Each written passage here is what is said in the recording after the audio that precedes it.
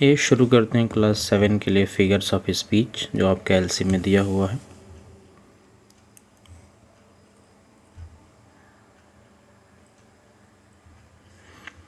तो figures of speech शुरू करते हैं। फिगर्स ऑफ स्पीच को का हिंदी नाम है अलंकार। आप इसे हिंदी में पढ़े होंगे अलंकार, तो ये हिंदी में अलंकार कहलाता है। अब शुरू करते हैं पहला एलिट्रेशन। एलिट्रेशन यानी कि रिपीटिशन, बार बार रिपीट जो करे, इसको अगर हिंदी नाम इसका कहेंगे तो होगा अनुप्रास अलंकार। इसका हिंदी नाम होता है अनुप्रास अलंकार। डेफिनेशन पढ़ते हैं। An alliteration is the occurrence of the same letter or sound at the beginning or adjacent or closely connected words. इसमें कई चीज़ें हैं, पर बारी बारी से देखते हैं सबको। पहला है अकरेंस, मतलब कि बार बार आना। सेम लेटर आर साउंड, एक ही लेटर का या एक ही आवाज़ का बार बार आना। एट द बिगिनिंग ऑफ, या तो शुरुआत में आएगा, और एडजेसेंट या पास पास एकदम आएगा, आर क्लोजली कनेक्टेड या फिर एकदम पास पास नहीं होगा तो बीच में एक वर्ड होगा, दो वर्ड होगा, लेकिन वो कनेक्टेड होंगे आपस में। यानी एक ही साउंड रिपीट होगा, लेकिन ज़रूरी नहीं कि हर बार एकदम पास पास हो, बीच में गैप देकर भी हो सकता है, बीच में भी हो सकता है, शुरू में भी हो सकता है, लास्ट में भी हो सकता है। इसमें एक चीज़ इसने छोड़ रखा है डेफिनेशन में, वो ये है कि occurrence of the same letter or sound. इसमें एक चीज़ छोड़ा है उसने, क्या? कॉन्सोनेंट। कॉन्सोनेंट साउंड जब ये रिपीट होता है तब वहाँ पे एलिट्रेशन होता है, और जब वावेल साउंड रिपीट होता है तो वहाँ पे उसको आसोनेंस कहते हैं। तो ये ध्यान देने की बात है, डेफिनेशन में यहाँ कॉन्सोनेंट छोटा हुआ है। तो फिर से एक बार जान लें, कॉन्सोनेंट साउंड जब रिपीट होता है तो उसे एलिट्रेशन कहते हैं, और जब वावेल साउंड रिपीट होता है तो उसको आसोनेंस कहते हैं। अब इसका एग्जांपल देखते हैं कैसे है। ही हैप्पीली हेल्प द होमलेस। इसमें देखिए ही का एच, थोड़ा इसको बड़ा करते हैं।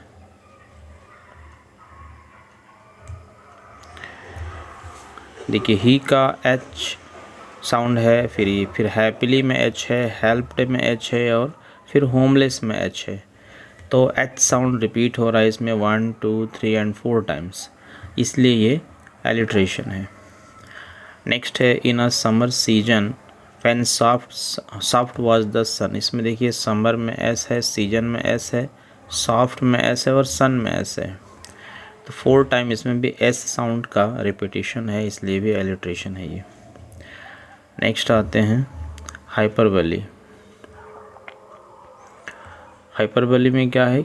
इसको हिंदी नाम है इसका अतिशयोक्ति अलंकार। अतिशयोक्ति अलंकार हिंदी का नाम है, मतलब होता है इसका किसी चीज़ को बहुत ज़्यादा बढ़ा चढ़ा कर दिखाना, यानी किसी छोटी बात को बहुत बड़ा दिखाना या फिर बहुत छोटा दिखाना। यानी नॉर्मल उसका जो शेप साइज़ या कुछ भी है उससे बहुत ज़्यादा कम या बहुत ज़्यादा बढ़ा के दिखाने को कहते हैं। इसका पढ़ते हैं definition. Hyperbole is an extravagant statement which involves an exaggeration of ideas for the sake of emphasis। इसमें क्या है? एक्स्ट्रावेगेंट स्टेटमेंट, बहुत बढ़ा चढ़ा कर कही गई बात होती है। विच इन्वॉल्व्स एक्सजरेशन ऑफ आइडिया, जिसमें किसी आइडिया को बहुत ज़्यादा बढ़ा चढ़ा कर दिखाया गया होता है, और उसका पर्पज होता है for the shake of emphasis, सुनने वाले या पढ़ने वाले के ऊपर एक प्रभाव डालने के लिए, उसका अच्छा प्रभाव पड़े, इसके लिए बात को बहुत बढ़ा चढ़ा कर कही जाती है। एग्ज़ाम्पल है it will take me only 2 seconds to get there. मुझे वहाँ पहुँचने में सिर्फ 2 सेकेंड लगेंगे, यानी कि वो अपनी स्पीड को बहुत ज़्यादा बढ़ा चढ़ा कर कह रहा है। 2 सेकेंड तो उसके बोलते बोलते ख़त्म हो जाएंगे, इसलिए वो यहाँ पे हाइपरबोली है। नेक्स्ट है the church was decorated with a million flowers. जो चर्च था उसको डेकोरेट करने के लिए मिलियंस फ्लावर्स लगे थे, यानी कि बहुत ज़्यादा फूल को दिखाने के लिए मिलियन फ्लावर्स कहा गया है। 10 लाख फूल होते हैं, ये बहुत ज़्यादा होते हैं 10 लाख फूल। तो यहाँ पे बहुत बढ़ा चढ़ा कर बात की गई है। आगे आते हैं सिमली। सिमली का हिंदी नाम है उपमा अलंकार। इसको हिंदी में कहते हैं उपमा अलंकार। ठीक है, देखते हैं डेफिनेशन इसका। Simile is a stated comparison usually formed with like or as between two fundamentally dissimilar things that have certain qualities in common। देखिए इसमें कई चीज़ें हैं, समझते हैं बारी बारी से। स्टेटेड कंपैरिजन यानी कि दो चीज़ों की तुलना तो की जाएगी इसमें, लेकिन तुलना वाले जो शब्द हैं वो प्रयोग किए जाएंगे, इसलिए इसको लिखा है स्टेटेड कंपैरिजन। अभी मेटाफर पढ़ेंगे तो बात समझ में आएगी कैसे बिना तुलना वाले शब्द लिखे तुलना की जाती है। इसलिए इसमें क्लियर लिखा है स्टेटेड कंपैरिजन। जो कंपैरिजन किया गया रहेगा उसको लिख करके बताया गया रहेगा कि उसके जैसा है, कंपैरिजन दिखाया गया रहेगा। इसके बाद देखिए ब्रैकेट में लिखा हुआ है यूजुअली फॉर्म्ड विथ लाइक और एज। या तो तुलना करने के लिए लाइक का प्रयोग किया गया रहेगा या एज का प्रयोग किया गया रहेगा। और तुलना किस में होगी? Between two fundamentally dissimilar things. ऐसे दो चीज़ों के बीच में तुलना की जाएगी जो मूल रूप से एक दूसरे से बिल्कुल भिन्न हैं, बिल्कुल अलग हैं। ऐसे दो चीज़ों के बीच में तुलना की जाती है। लेकिन तुलना की ही क्यों जाती है? Because that have certain qualities in common, क्योंकि उनमें से कुछ गुण ऐसे हैं जो कॉमन होते हैं, उनकी तुलना की जाती है। हैं तो दोनों बिल्कुल अलग अलग चीज़ें, लेकिन उसमें कुछ एक दो गुण कॉमन होंगे और उस गुण की जो क्वालिटी कॉमन है उसी को कंपेयर किया जाएगा। एग्जांपल देखते हैं। Those girls are like two peas in a pod. अब वो लड़कियां कह रहे कि ऐसी हैं जैसे मटर के दो दाने। अब लड़की और मटर का दाना ये बिल्कुल अलग अलग चीज़ें हैं, इन दोनों में कोई सिमिलरिटी नहीं है, लेकिन यहाँ से इनको कंपेयर किया गया है तो सिमिलरिटी क्या दिखाई गई है? जैसे एक मटर का फली अगर आप खोलते हैं तो उसमें जो दाने निकलते हैं वो लगभग सारे दाने एक जैसे निकलते हैं।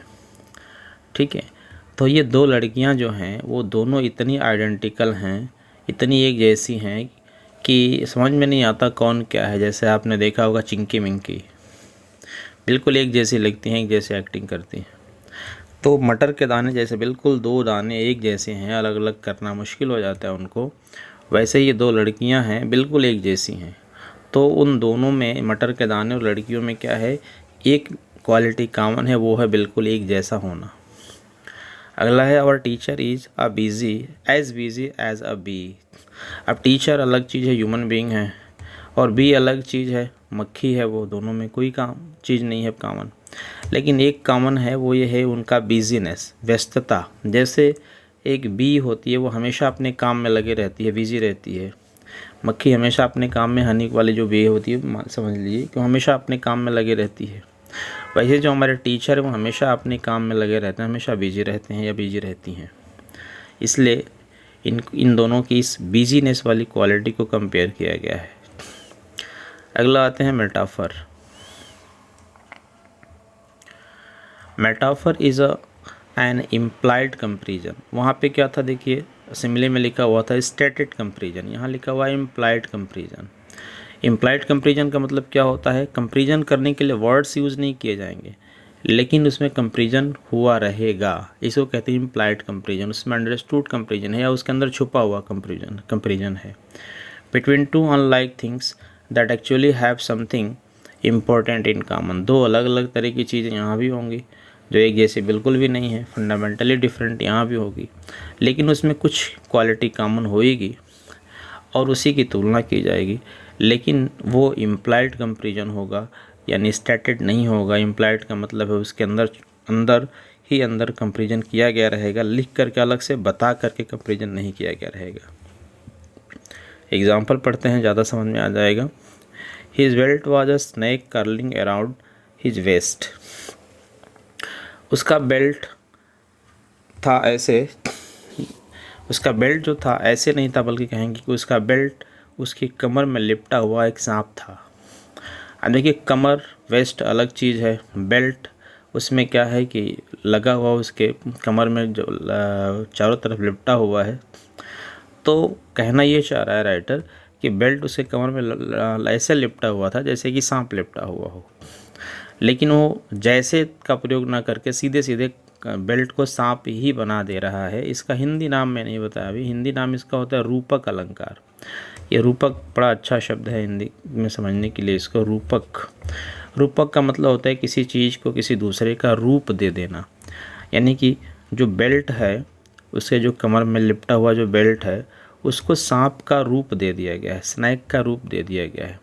वो सांप की तरह नहीं है बल्कि सांप ही है, ऐसा माना गया है। ठीक है, तो ये जो सिमिली है उसमें बताया जाता है कि वो उसकी तरह है, लेकिन मेटाफर में ये बताया जाता है कि उसकी तरह नहीं है बल्कि वही है। अगर सिमिली बनाया जाएगा इसी सेंटेंस को तो बनेगा his belt was like a snake curling around his waist. तो हो जाएगा उसका बेल्ट उसकी कमर में सांप की तरह लिपटा हुआ था। और अभी जो मेटाफर में दिया है इसका मतलब है कि उसका बेल्ट उसके कमर में लिपटा हुआ एक सांप था। तो यह डिफरेंस है सिमिली और मेटाफर का। Next example, the noise is music to his ears. शोरगुल उसके कानों के लिए म्यूज़िक है, म्यूज़िक की तरह नहीं है बल्कि म्यूज़िक ही है। नीचे लिखा है note the difference between simile and metaphor is that we use the words like and as in simile. Simile में कंपेयर करने के लिए लाइक और एज का यूज़ किया जाता है, जबकि मेटाफर में कंपेयर करने के लिए किसी कंपेरिजन वर्ड्स का यूज़ नहीं किया जाता है। नेक्स्ट है पर्सोनिफिकेशन।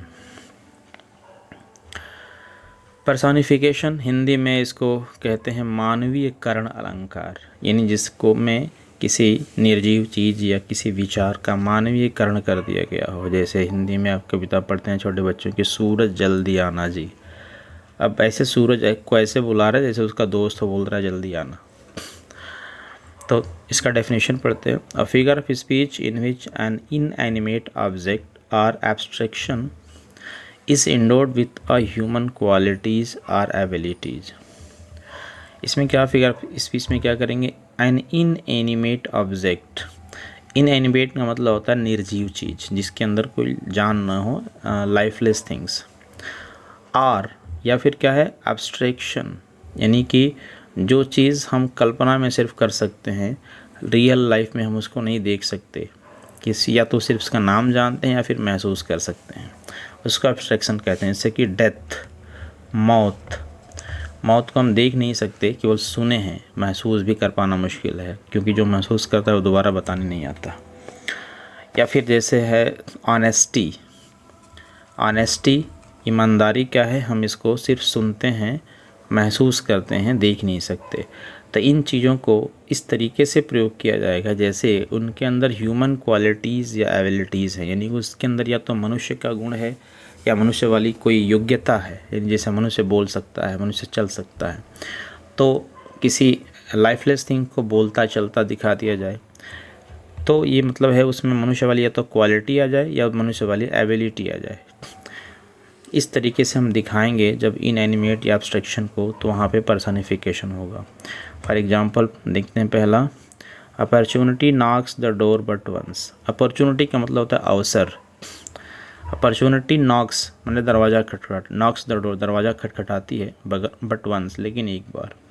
हम देखिए यहाँ कहने का मतलब है कि मौका बार बार नहीं आता। इसी बात को इस तरह से फिगरेटिव लैंग्वेज में कहा गया है कि opportunity Knox at the door, यानी कि अवसर आपके पास आता है, आपका दरवाज़ा खटखटाता है लेकिन सिर्फ एक बार, यानी बार बार मौका नहीं आता। अब देखिए अपॉर्चुनिटी क्या है, ये एब्स्ट्रैक्शन है, ये एब्स्ट्रैक्ट चीज़ है, यानी कि ये आप इसको देख नहीं सकते, लेकिन इस अपॉर्चुनिटी से दरवाज़ा को खटखटवाया जा रहा है। मतलब क्या है कि उस अपॉर्चुनिटी को एक ह्यूमन क्वालिटी दे दी गई है या कि एक ह्यूमन एबिलिटी दे दी गई है, इसलिए पर्सनिफिकेशन है। Traffic slowed to a crawl. Traffic सड़क पे कहीं पे इतना धीरे चल रहा था जैसे कि वो रेंग रहा हो। अब रेंगना या तो कहें कि कीड़े मकोड़ों का काम है या ह्यूमन बींग्स का। ह्यूमन बींग से अपने हाथ पैर पे लेट करके रेंगता है धीरे धीरे, तो ये भी ह्यूमन क्वालिटी उसको दे दी गई है या ह्यूमन एबिलिटी दे दी गई है, तो ये पर्सनिफिकेशन है। अब आता है इमेजरी। इसको देखिएगा, ध्यान से पढ़िए क्योंकि इमेजरी के कई पार्ट्स हैं। इमेजरी यानी इसमें कि आपके दिमाग में किसी चीज़ की इमेज बन जाए। ठीक है, आप जब इसको पढ़ें या देखें या सुने तो आपके दिमाग में उस चीज़ की एक इमेज बनने लगे, वो दृश्य आपके आंखों के सामने दिखाई देने लगे। इस तरह का जब महसूस हो तो वहाँ पे ये इमेजरी होता है। देखिए डेफिनेशन पढ़ते हैं। Imagery is a language used by poets, novelist and other writers to create image in the mind of the reader. इसका प्रयोग किया जाता है राइटर के द्वारा दिमाग में पढ़ने वाले के एक इमेज क्रिएट करने के लिए। Imagery includes figurative and metaphorical language to improve the readers experience through their senses.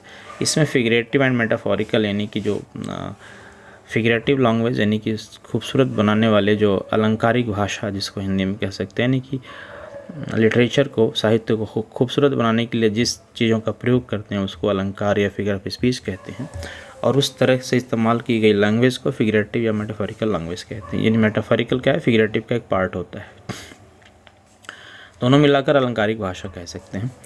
तो ये क्या करता है कि रीडर्स एक्सपीरियंस को इम्प्रूव करता है through senses, through their senses. अब सेंसेज क्या हैं, हमारे पास देखिए 5 सेंसेज हैं। सेंस ऑफ ऑर्गन्स कहते हैं इसको, 5 सेंसेज। ये यहाँ पे बना के दिखाया हुआ है, थोड़ा सा ब्लर है, देखते हैं, कोशिश करते हैं। ये पहला है ऑडिटरी। ऑडिटरी का मतलब क्या है, जो हम सुन करके चीज़ों को समझते हैं, जो हमें सुनाई देता है। इसमें क्या क्या आएगा, नॉइज़ है, म्यूज़िक है और साइलेंस है, ये सुनने से संबंधित हैं चीज़ें। तो एक हमारा सेंस ऑफ ऑर्गन है ईयर, सुनने वाला। अगला है विजुअल, हम देखने वाला एक हमारा सेंस ऑफ ऑर्गन है आई, जिसमें ये कलर को देखता है, शेप को देखता है, पैटर्न को देखता है, साइज को देखता है। तो दूसरा सेंस ऑफ ऑर्गन हुआ हमारा आई। तीसरा सेंस ऑफ ऑर्गन है हमारा टैक्टाइल। टैक्टाइल से रिलेटेड, टैक्टाइल का मतलब था टच करने वाला, हमारा स्किन। ये तीसरा सेंस ऑफ ऑर्गन है स्किन, इससे हमें टच महसूस होता है। तो ये टेक्सचर महसूस करेगा, मूवमेंट को करता है, टेम्परेचर को महसूस करता है। तो ये टच करके, छू करके जो हमें महसूस हो, उस पर ये डिपेंड करता है ये वाला इमेजरी। अगला है गस्टेटरी। गस्टेटरी का मतलब होता है हमारे मुंह में जीभ है, टंग है, वो हमें टेस्ट को महसूस कराता है, वो एक हमारा सेंस ऑफ ऑर्गन है। तो जो टेस्ट से संबंधित आएगा तो गस्टेटरी इमेजरी होगी। ये सावर, स्वीट, एसिडिक, बीटर, साल्टी, ये सारा टेस्ट को महसूस करता है। उसके बाद है अल्फैक्टरी। अल्फैक्टरी का रिलेशन है नोज से, हमारे नाक से। किसी तरह की स्मेल अगर हमारे नाक से जाती है, तो अगर किसी, जैसे मान लीजिए हम किसी स्मेल का नाम सुनते हैं, जैसे रोज़ की स्मेल का नाम सुनेंगे, अगर हमें रोज़ की स्मेल पहले महसूस कभी की है तो हमें वो याद आ जाएगी कि इस तरह की स्मेल होती थी। तो ये नाइस फ्रेग्रेंस, बैड ऑर्डर्स, या तो अच्छी खुशबू या फिर बुरे जो गंध हैं वो हम नाक से सूंघ के महसूस करते हैं, तो ये उसकी याद दिलाता है। अब ये 5 सेंसेज पढ़ लिए, इसमें क्या क्या आएंगे पढ़ लिए। आप चलते हैं एक एक को पढ़ते हैं बारी बारी से कि इन 5 सेंसेज पे बेस्ट 5 इमेजरीज हैं। 5 हमारे जो कि सेंस ऑफ ऑर्गन हैं, तो 5 इमेजरियाँ हैं हमारी। पढ़ते हैं पहला इमेजरियाँ। मैंने बोला इमेजरी जब हिंदी में लिखेंगे और उसका प्लूरल बनाएंगे तो इमेजरियाँ हो जाएगा। ये प्रैक्टिकल में ऐसे हो जाता है, ये रियल में ऐसा कोई वर्ड होता नहीं है। पहला फर्स्ट है विजुअल इमेजरी। विजुअल मतलब जो हमें देखने से याद आए।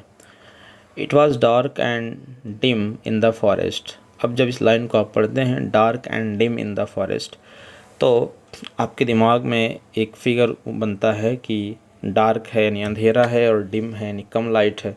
तो कम लाइट और अंधेरा वाला एक दृश्य आपके दिमाग में बनने लगता है, इसलिए यहाँ पे विजुअल इमेजरी है। 2 words dark and dim are visual images। Example है 2। पहला विजुअल इमेजरी का एग्जाम्पल हो गया। सेकेंड ऑडिटरी इमेजरी का है। The children were searching and shouting, screaming and shouting in the field. Sorry, अब स्क्रीमिंग एंड साउटिंग क्या है, ये आवाज़ को दिखाने वाले, आवाज़ को रिप्रेजेंट करने वाले वर्ड्स हैं। तभी स्क्रीमिंग एंड साउटिंग को जो आप पढ़ेंगे या सुनेंगे तो आपके दिमाग में वो चिल्लाने और चिल्लाने की आवाज़ बच्चों की आएगी और वो आपको याद आएगा कि इस तरीके की आवाज़ रही होगी, इसलिए ऑडिटरी इमेजरी है।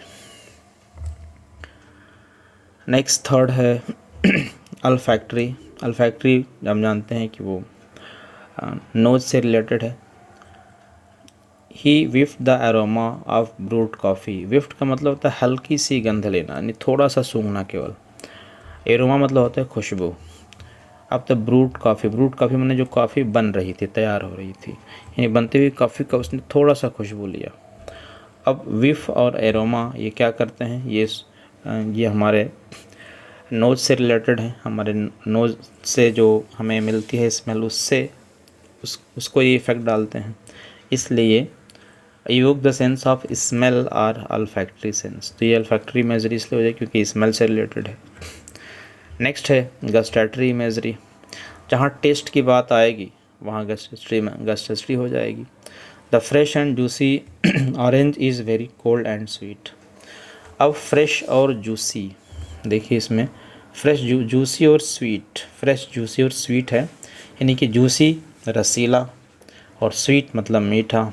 ये क्या कर रहे हैं, आपके टेस्ट को एराउज कर रहे हैं, इसलिए गस्टैटरी इमेजरी है। नंबर 5 है टेक्टाइल इमेजरी। जहाँ टच करने की बात आ जाए, the girl ran her hands on a soft satin fabric. Soft माने मुलायम है, साटिन फैब्रिक, साटिन एक कपड़ा होता है, फैब्रिक कपड़े को कहते ही हैं। तो उसने साटन के कपड़े पे बहुत सॉफ्ट था जो उस पर हाथ फिराया। तो ये सॉफ्ट शब्द क्या है, उसके हाथ से टच करने की को महसूस आपको एराउज कर रहा है सेंस में, यानी कि आप महसूस कर पा रहे हैं कि ऐसे टच किया होगा तो मुलायम उसको लगा होगा। तो ये यहाँ पे टेक्टाइल इमेजरी हो जाएगी। अब इमेजरी ख़त्म होगा, ये नेक्स्ट फिगर ऑफ स्पीच आया apostrophe. An apostrophe is used to address some absent person or thing, some abstract quality, an inanimate object or a non-existent character। इसमें देखिए apostrophe में करते हैं, किसी चीज़ को एड्रेस करते हैं, उसको बुलाते हैं, उसका नाम लेकर पुकारते हैं।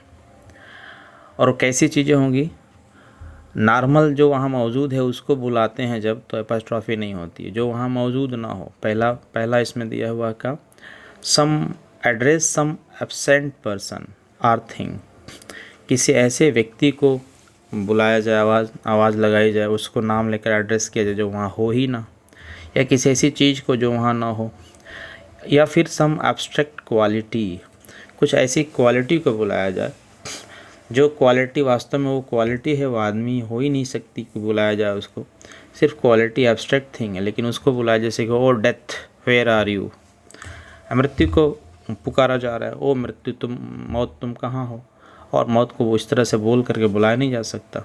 तो यहाँ अब यहाँ देखिए पर्सनिफिकेशन और एपॉस्ट्रॉफी में डिफरेंस समझिए। जब किसी अब्स्ट्रैक्ट आइडिया को, जैसे O death where are you, हे मौत तुम कहाँ हो, तो इसमें मौत को आदमी की तरह बुलाया जा रहा है, बुलाया जा रहा है, मौत को आदमी वाली क्वालिटी नहीं दी गई है। अब इसी को कहा जाता है death lays his icy hands on kings too, मौत राजाओं पर भी अपने बर्फीले हाथ डालता है। तब यहाँ पर्सनिफिकेशन हो जाएगा। लेकिन जब मौत को ओ डेथ करके बुलाया जाएगा, उसको एड्रेस किया जाएगा, तो एपॉस्ट्रॉफी होगा। तो एब्स्ट्रैक्ट क्वालिटीज़ को एड्रेस किया जाएगा। एन इनएनिमेट ऑब्जेक्ट, जो निर्जीव चीज़ हो उसको बुलाया जाए, और अ नॉन एग्जिस्टेंट कैरेक्टर, या फिर किसी ऐसे कैरेक्टर को, किसी ऐसी चरित्र को, कैरेक्टर को बुलाया जाए, एड्रेस किया जाए जो एग्जिस्ट ही नहीं करता, जो कहीं मौजूद ही नहीं है, सिर्फ कल्पना करके उस चीज़ को एड्रेस किया जा रहा हो। तो ऐसे में एपॉस्ट्रॉफी होता है। एग्जाम्पल देखते हैं, बहुत प्यारा सा एग्जाम्पल है, आप बचपन से पढ़ते आए हैं कविता ये, twinkle twinkle little star how I wonder what you are. इसमें देखिए क्या कर रहा है, ट्विंकल ट्विंकल लिटिल स्टार, इस लिटिल स्टार को वो एड्रेस कर रहा है बच्चा छोटा सा कि छोटे छोटे जो टिमटिमाते हुए तुम तारों, तुम क्या हो, मैं तुमको देख करके बड़ा आश्चर्यचकित रहता हूँ। तो ये लिटिल स्टार को चूँकि वो एड्रेस कर रहा है, इसलिए यहाँ पे एपॉस्ट्रॉफी है। नेक्स्ट है O rose, how sweet what your smell and how bright you look. ये देखिए गुलाब के फूल को एड्रेस कर रहा है, कह रही है वो गुलाब के फूलों तुम्हारी खुशबू कितनी अच्छी है और तुम कितने अच्छे चमकीले दिखते हो। तो गुलाब के फूल को चूँकि एड्रेस कर रहा है इसलिए अपॉस्ट्रॉफी है। नेक्स्ट आते हैं, एक्सरसाइज हो गया। नेक्स्ट पढ़ते हैं एक्सरसाइज को। फर्स्ट है identify whether the given statements are example of apostrophe और इमेजरी। इसमें जो दिया है फर्स्ट वाले में, इसमें या तो एपॉस्ट्रॉफी होगा या इमेजरी होगा। Also mention what kind of imagery it is, और अगर इमेजरी है तो ये भी बताना है कि किस टाइप वाली इमेजरी, यानी कौन सी इमेजरी है। 5 टाइप हमने पढ़ा था इमेजरी का, तो उसमें कौन सा टाइप है इमेजरी का ये भी बताना पड़ेगा। ए नंबर देखते हैं। When all at once I saw a crowd, a host of golden daffodils, besides the lake beneath the trees, fluttering and dancing in the breeze। ये विलियम वर्ड्सवर्थ की पोयम है, वो डेफोडिल्स उसकी लाइन्स हैं ये।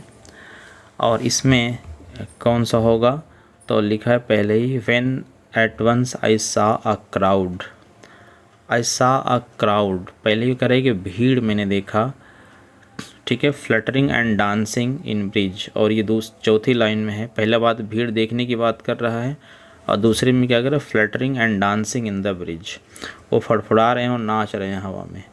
तो ये विजुअल इमेजरी को दिखा रहा है, तो ये होगा विजुअल इमेजरी, ठीक है।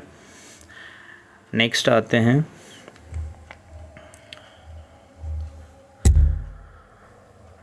वही है ट्विंकल ट्विंकल लिटिल स्टार, आप पढ़ चुके हैं। What how I wonder what you are, तो ये एपॉस्ट्रॉफी होगा, एपॉस्ट्रॉफी होगा।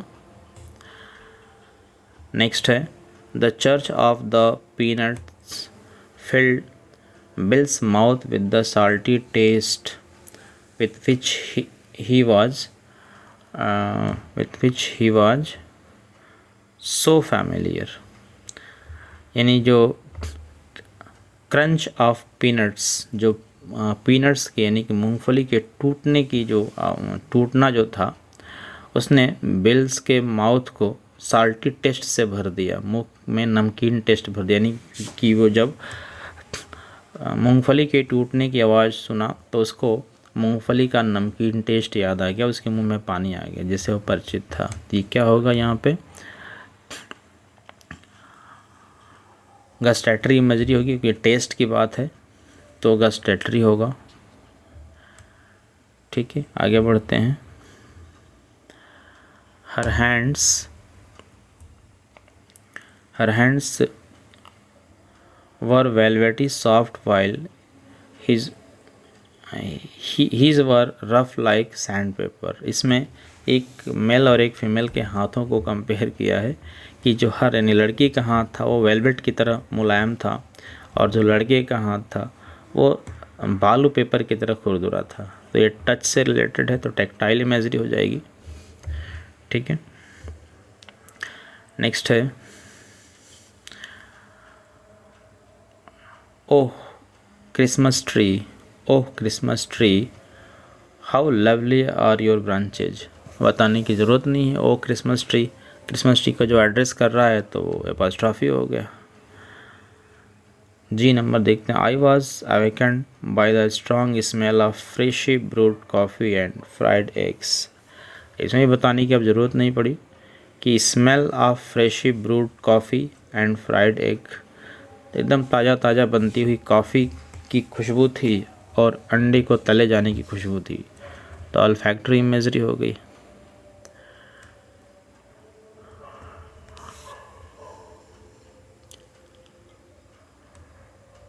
अच्छा एक छूट गया, एफ नंबर छूट गया। Oh trees how majestic you are as you throw down your golden lips. ये ओ ट्रीज है यानी एड्रेस किया गया है, तो ये एपॉस्ट्रॉफी हो जाएगा, यानी एफ वाला एपॉस्ट्रॉफी है और जी वाला जो है वो ऑल्फैक्टरी इमेजरी है, क्योंकि वो स्मेल की बात कर रहा है, तो ये जी वाला ऑल्फैक्टरी इमेजरी है। अब आते हैं एच पे। The shadow criss cross the rug while my cat stretched longitudinally in one of the patches of sun। देखिए ये क्या है एच वाला, शैडो क्रिस क्रॉस्ड। अभी क्या है, ज़मीन पे शैडो पड़ रहा है, ऐसे क्रिस क्रॉस ऐसे ऐसे ऐसे पड़ रहा है, तो ये क्या है, विजुअल इमेजरी है। Criss cross the rug while my cat stressed longitudinally, उसमें क्रिस क्रॉस शैडो है और जो वो उसकी बिल्ली है, तो ये विजुअल इमेजरी है। मतलब इसमें आपको इमेज बनेगा उसकी क्रिस क्रॉस और कैट के लॉन्गिट्यूड की। नेक्स्ट है, इसका मीनिंग समझा दें आपको, शायद समझने में परेशानी होगी। The shadow criss cross the रग। शैडो का मतलब होता है छाया, क्रिस क्रॉस मतलब है साढ़े तिरछे पड़ रही थी, रग यानी कि ज़मीन पे बिछी हुई जो कालीन थी फर्श पे उस पे। वाइल माई कैट, और उस समय मेरी बिल्ली जो क्या कर रही थी, स्ट्रेस्ड अपने हाथ पर फैला के ऐसे लेटी हुई थी।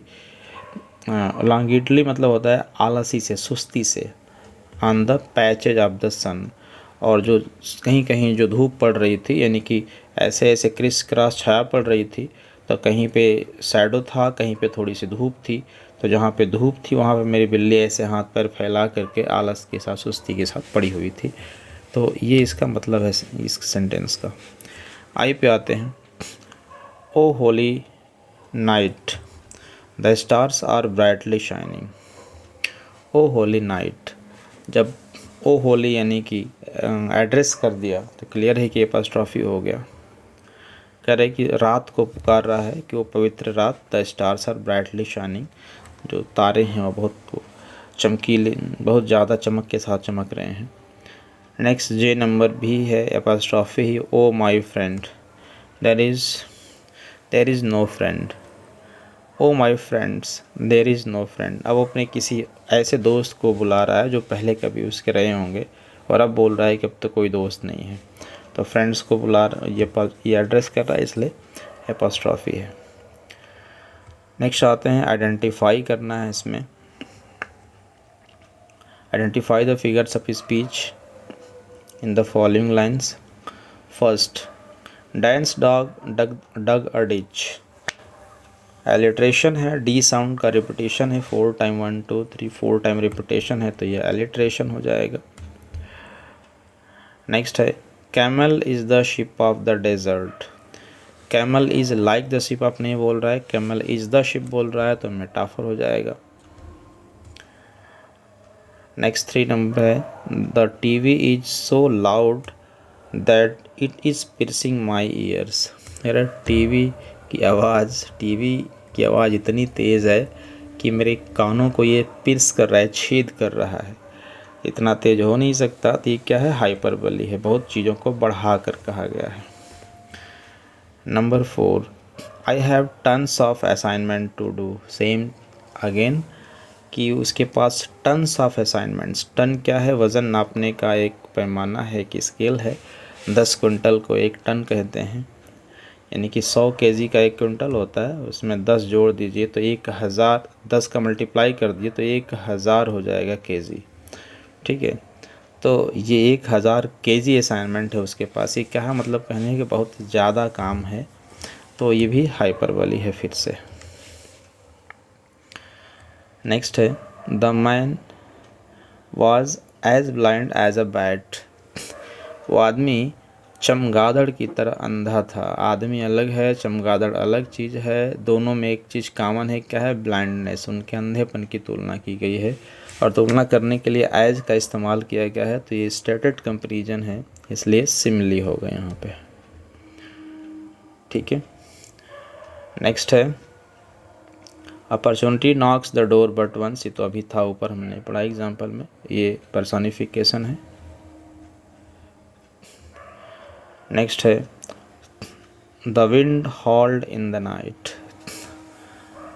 हवा रात में हॉल्ड की, हॉल्ड करना कहते हैं उसको, जो उल्फ होते हैं वो चिल्लाते हैं, अपनी आवाज़ निकालते हैं हॉलिंग वाली, तो उनको हॉल करना कहते हैं। यहाँ पे हवा जो है हॉल कर रहा है, मतलब क्या है, हवा ऐसे बह रही है कि आवाज़ कर रही है, तो ये भी पर्सनिफिकेशन है, क्योंकि हवा हॉल नहीं करती, ये इनएनिमेट को एनिमेट वाला क्वालिटी दी गई है। नंबर 8 है my flowers were begging for water. हमारे जो मेरे फूल थे वो पानी की भीख मांग रहे थे, उनको पानी चाहिए था। मतलब क्या है, भीख मांगना फ्लावर का काम नहीं है, ये एनिमेट ही नहीं, मनुष्य का काम है, इसलिए फिर से पर्सनिफिकेशन है।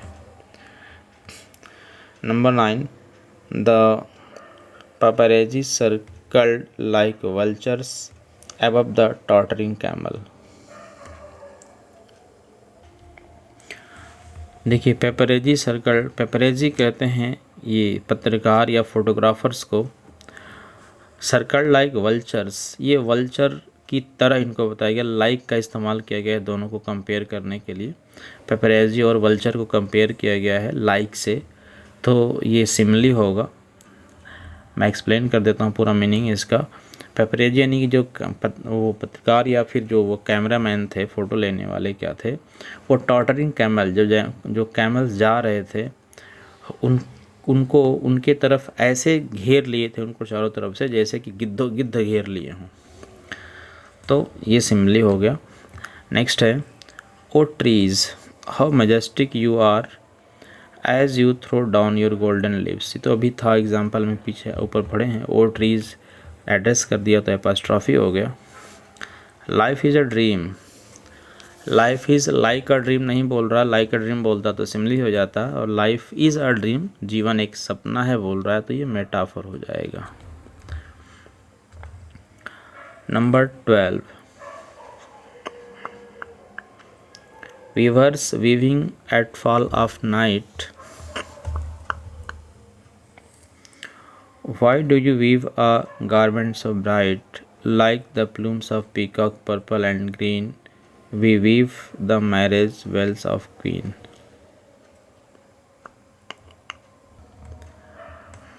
इसमें देखिए एक पोयम की पूरी लाइन, 4 लाइन दी हुई है।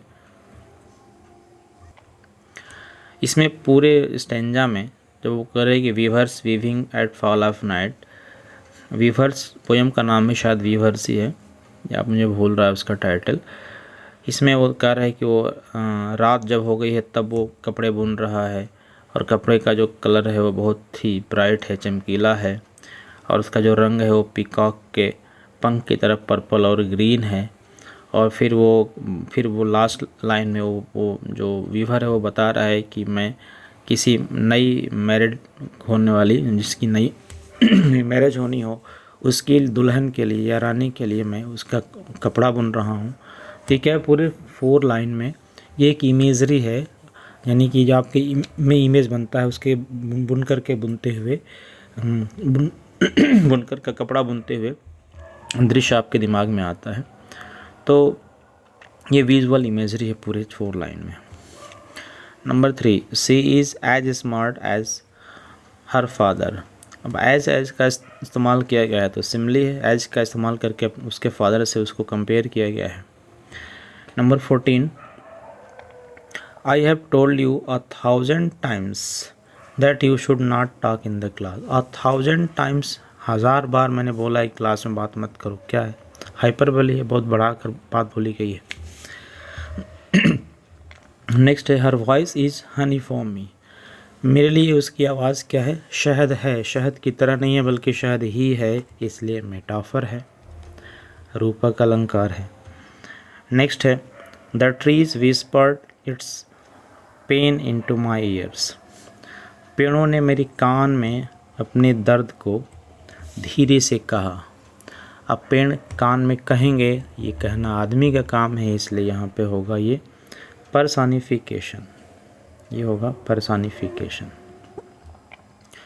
नेक्स्ट है 17 we spent a scary suspicious night at सिताज हाउस लास्ट सैटरडे।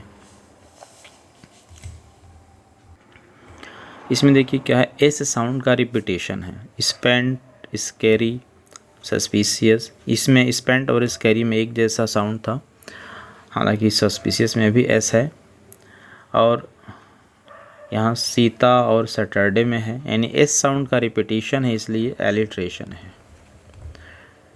नेक्स्ट है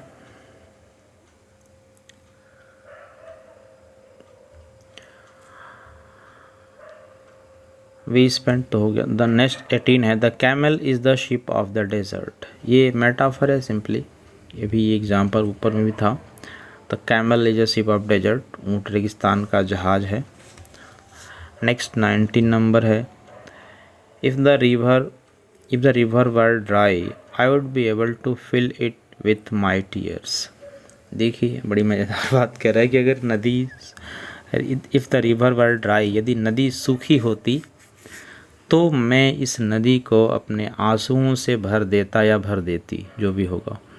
तो ये क्या बोल रहा है, बहुत बढ़ा चढ़ाकर चीज़ों को बोल रहा है, ठीक है। तो ये हाइपरबली हो जाएगा। नेक्स्ट लास्ट 20 है the concert was so loud that the old lady left immediately.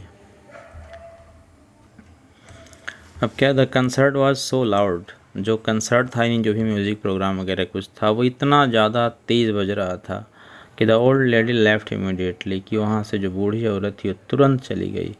अब इतना ज़ोर आवाज़ में म्यूज़िक वगैरह तो नहीं बजता, तो यहाँ पर भी हाइपरबली का यूज़ किया गया है। तो ये रहा फिगर ऑफ स्पीच। अब शायद इसके बाद टाइप 1 है, इसको करेंगे नेक्स्ट वीडियो में। तब तक के लिए बाय एंड जय हिंद।